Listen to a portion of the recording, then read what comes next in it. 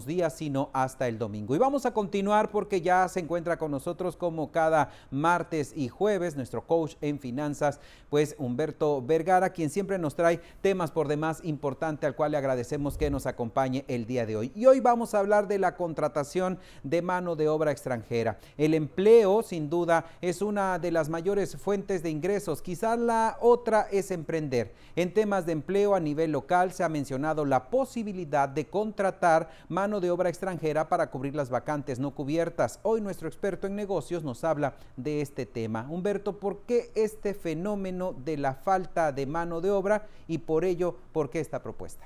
Así es, a nivel mundial hay un fenómeno que se llama la renuncia silenciosa. Se le ha denominado, principalmente agarró fuerza en Estados Unidos, en Gran Bretaña y también en el resto del mundo. Y esto significa que muchas personas después de la pandemia no quieren regresar a las condiciones laborales que vivían antes de la pandemia o que vivieron durante.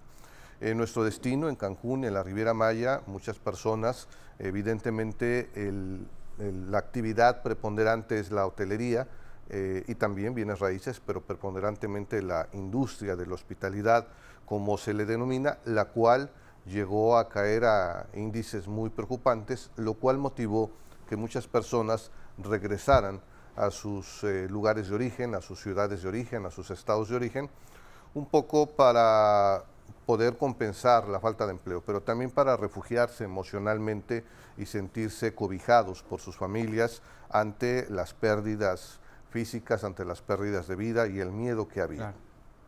Así que muchas personas se han resistido a regresar a este destino, a trabajar, y algunas están replanteándose sus temas de vida. Entonces, esto genera una demanda, una necesidad de cubrir ciertas vacantes, que hoy es uno de los grandes problemas de la industria hotelera, junto con la rotación, yo añadiría. Hay una alta rotación en este destino, como en muchos otros, así que es un gran desafío poder resolver este problema que tiene varias aristas legales, sociales, además de las de negocios y financieras. ¿Por qué el rechazo de muchos hacia esta propuesta de tener mano de obra extranjera? Así es. De entrada, bueno, está el tema de la xenofobia, es decir, el hecho de pensar que quienes viven en otras latitudes son nuestros enemigos. Esto no es nuevo. Nuestros paisanos en Estados Unidos que tienen la necesidad o el deseo de emigrar para buscar mejores oportunidades, enfrentan también este rechazo y estos señalamientos. Incluso hay personas, lamentablemente, en la frontera dedicadas a señalarlos o a cazarlos, incluso de forma bárbara. Entonces, esta migración por motivos laborales no es nueva. Actualmente hay muchos mexicanos y muchos latinos no solo buscando emigrar a Estados Unidos, sino a Canadá.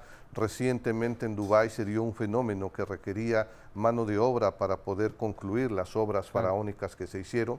Incluso, por cierto, había muchos señalamientos de las condiciones infrahumanas o delicadas en que vivían muchos de estos trabajadores y muchos casos de personas que perdieron la vida. Entonces, el tema de la migración por motivos laborales es un tema, es un hecho.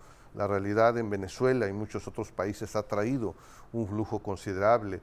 La mala situación económica en Argentina siempre ha generado un flujo a destinos como estos.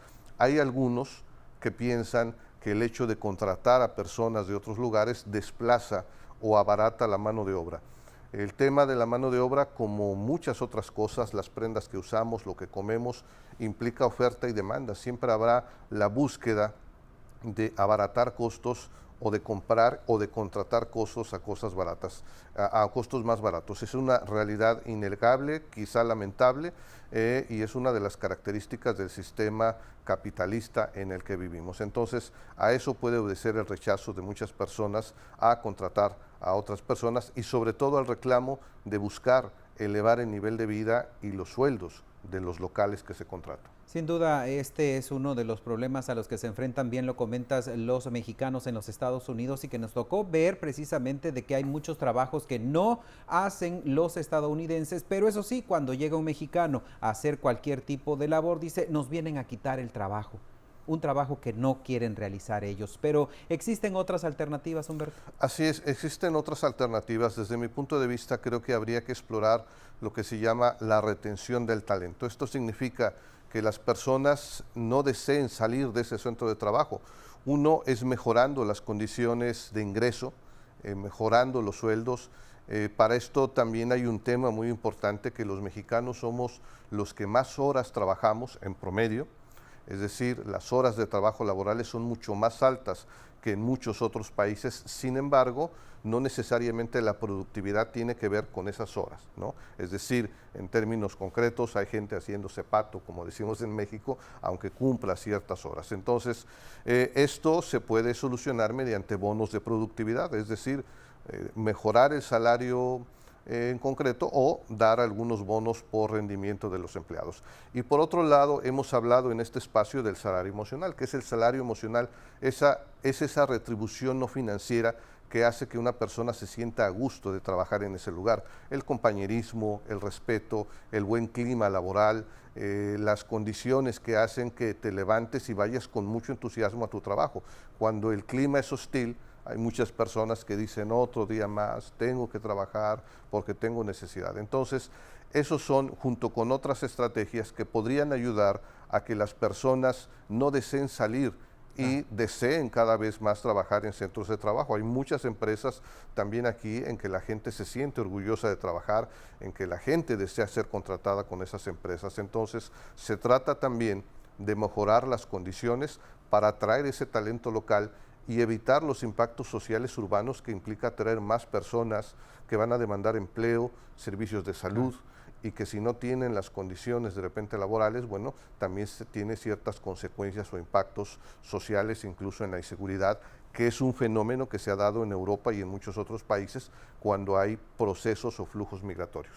Humberto, también esta pregunta, ¿es legal trabajar en otro país? Así es legal. Muchas personas, primero hay que entender que hay un derecho humano universal a la dignidad humana y al trabajo.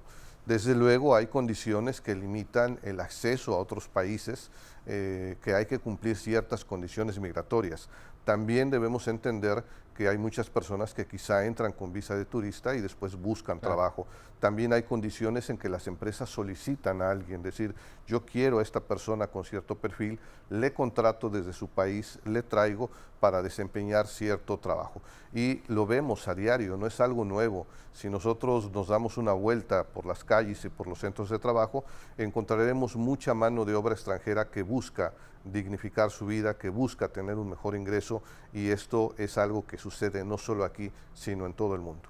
Es un tema por demás importante, que vemos inmigración a nuestro país y vemos también la inmigración hacia los Estados Unidos y Canadá con lo que dices de manera legal, con estas visas H2B, por ejemplo, para Estados Unidos, donde pues en el sistema agrícola, en el ganadero para los Estados Unidos, y que están yendo a trabajar hacia los Estados Unidos, y también hay contratación masiva en estos últimos fechas para Canadá. ¿Dónde te podemos encontrar? Me pueden encontrar en @soy Humberto Vergara, en Facebook, LinkedIn, Instagram, y me encantará dialogar con ustedes de esos temas o poder ponerme a su servicio. Pues muchísimas gracias, es Humberto Vergara quien nos acompaña todos los martes y los jueves. Las 8 de la mañana con 47 minutos, hacemos una pausa, regresamos todavía con más en las noticias CN+.